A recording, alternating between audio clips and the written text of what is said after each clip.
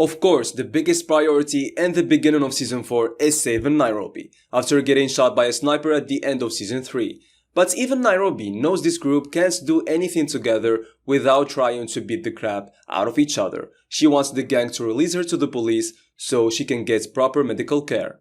Surprisingly, Tokyo, for once in her life, actually thinks with her brain and stages a coup, leading the surgery thanks to video chatting with a surgeon in Pakistan. In the past, we see Nairobi convince Tokyo to ask the professor to take on the role of the leader this time around, but he shoots her down.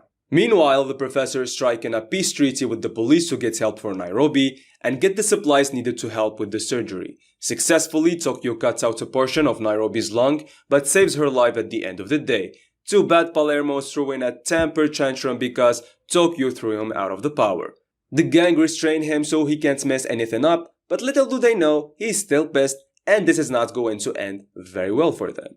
Respect to the professor though for keeping it together after thinking Raquel was killed by the police. He and Marcelia trick police into thinking the professor hasn't gotten away, but it still has taken its toll on the professor. Meanwhile, Raquel is brought to the police tent outside the Bank of Spain. We already know there was a history between Raquel and Alicia, but it comes out as Alicia interrogates Raquel and her role in the heist, threatening her with never seeing her daughter again at less police time. She initially decides to call her family to warn them that police know where they live and that they are coming. The professor gets back in contact with the gang, and the minute Tokyo calls saying she is in charge, he is pissed.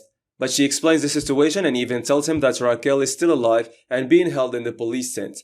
Marcelia and the professor track down the assistant of Colonel Tamayo, Antonio Onzas, and blackmail him into helping them out.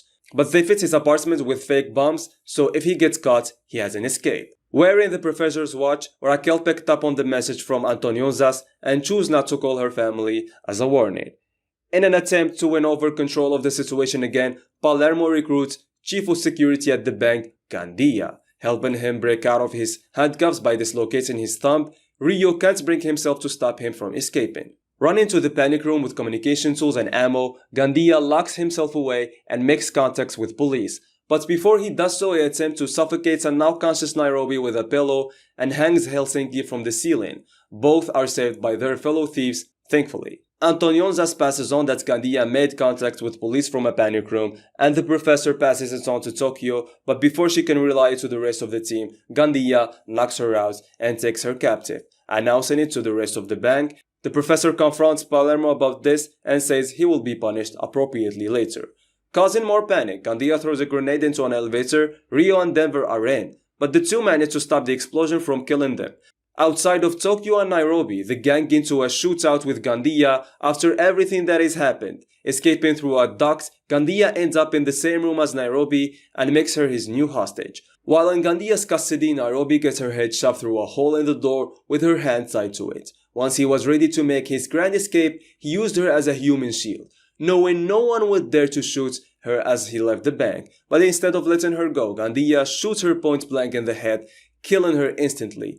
In retaliation, Denver throws a grenade and knocks Gandia out so he can't escape. But the damage is done, Nairobi is dead.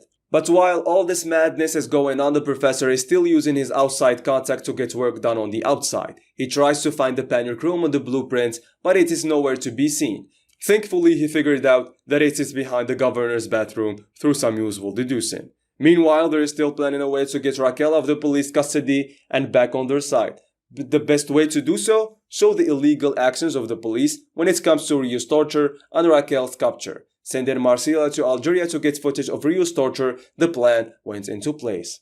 Releasing the torture footage, police were forced to make a statement denying these allegations, but at the same time, as their press conference, they broadcasted an interview with a man who was involved with the torture. By default, police had to call out their attack on the bank. Then the professor went on camera to not only corroborate the story about Rio, but also tell everyone about Raquel's illegal capture in the tent outside the Bank of Spain. The Ministry of the Interior takes over Raquel's custody and she is removed from the tent.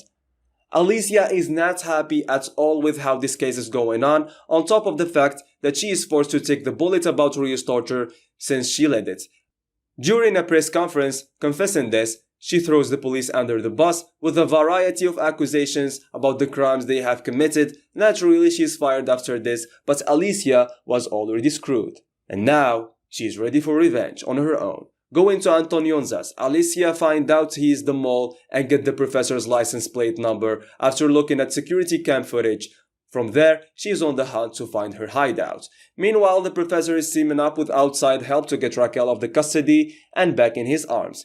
His group captures the transport that is taking Raquel to the courthouse and builds a tunnel from the parking garage where they catch her to a restaurant far away. Tricking police into thinking Gandia requested a helicopter, the professor brings in his own that has Raquel on it in police SWAT gear. Staging a scene that looks like Gandia is fighting on the roof, Raquel is able to sneak into the bank with the gang as they cheer for Nairobi. But as the professor is celebrating, he turns around to see a pissed off Alicia pointing a gun at him. She finally tracked him down to his hideout. And we are left with the knowledge that he is almost likely screwed. What happened next? We'll have to wait until season 5 to find out. Until then, take it easy, family. Peace out. Don't forget to like and subscribe and share with your friends.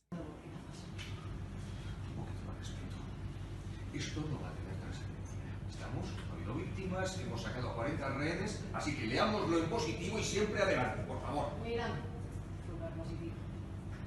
El problema es que no tenemos la noción. Es como un Einstein de los atrapos y nosotros entramos con 5 dedos por el baño. A ver, suave, perdóname, tío. Hemos hecho estrictamente lo que había que hacer. ¿Qué hicieron los...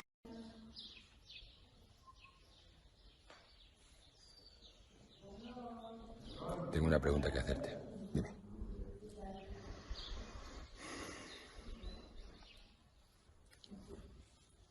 ¿Tú crees que yo tengo un camino por delante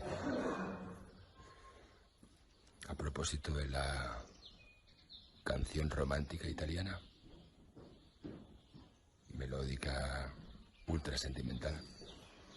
Yo te veo sobre todo en el festival de Benidorm. Quizás San Remo. Puede también. Las navidades del año que viene. ¿Podría ser? ¿Italia? Lo veo. Gracias. ¿Lo guardas tú? ¿Sí? ¿Lo guardo yo? ¿Qué te ha pasado en la mano? Ah, manito, no No, pasa pero hay que nada. perfeccionar más. ¿Qué me va a pasar si no me pasa nada? Pero, ¿esta es tu mano? Sí, en mi mano. Pero tienes una mano como de bebé. Bueno, pues porque vamos llamando guide. A ver, dispara un poco. Hacia pum pum. Pum, pum, pum.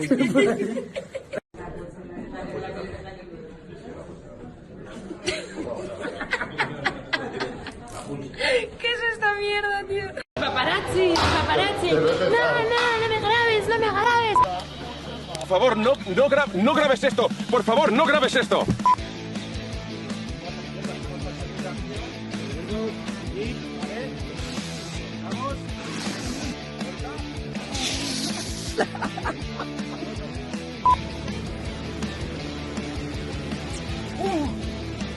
Sorry.